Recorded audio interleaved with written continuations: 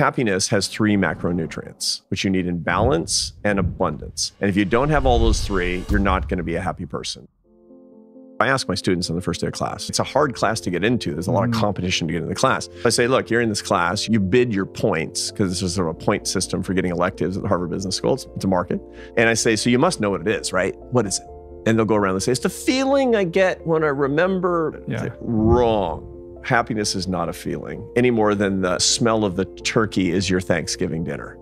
That's evidence of your Thanksgiving dinner. Your feeling is evidence of it.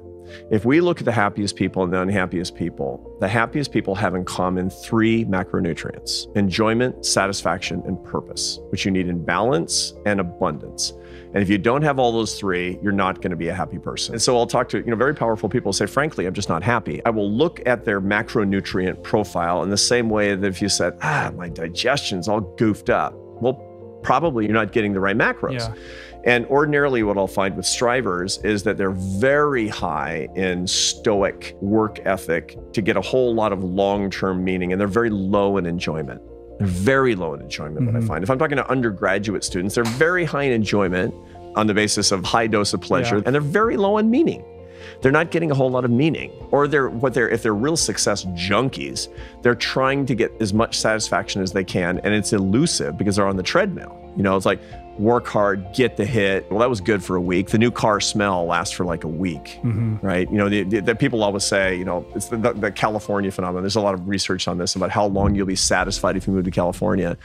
And the answer is the sunshine will give you satisfaction for 6 months, but the taxes are forever. Careful with, sorry, I'm not trying to hurt you, Rich. I've made my peace with that, but go ahead. It is a nice place. So the point is that the balance that you need in the macronutrient profile of happiness is really the best way to diagnostically understand how happy you are. That's where I actually start. That's the definition: satisfaction, enjoyment, plus meaning and purpose. And they all have a big science behind them. Right. Satisfaction, we get that sense of satisfaction in the pursuit of something Right, that's ambitious. A goal met, the joy of a reward. But the problem is not that you can't get no satisfaction, as Mick Jagger sings. The problem is you can't keep no satisfaction.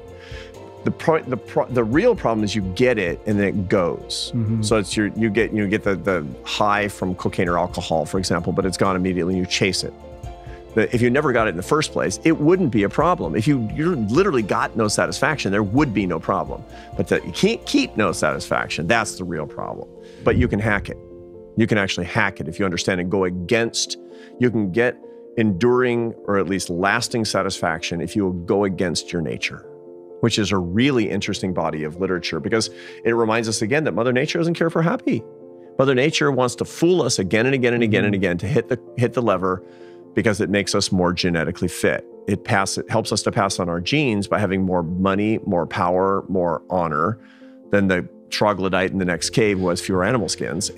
But we think that car will bring us lasting satisfaction. You have to hack that matrix and you can get lasting satisfaction. The way to think about it is if you have a concept of your satisfaction in terms of what you have, you're in trouble. But if you understand a more accurate model where your satisfaction is what you have divided by what you want, haves divided by wants, then you need a haves management strategy, but more importantly, a wants management strategy. The secret to being more satisfied is not having more, it's wanting less. That's the secret. And one that's really elusive for all the young people today who are psychological hedonists. They're spending all of their energy and time trying to avoid unhappiness. What that does is that when you avoid pain, you're avoiding meaning. When you're avoiding learning what your purpose is through resiliency, what you're capable of, and the lessons you're supposed to learn. And you're to avoid your unhappiness is to avoid your happiness. We need pain. We need sacrifice.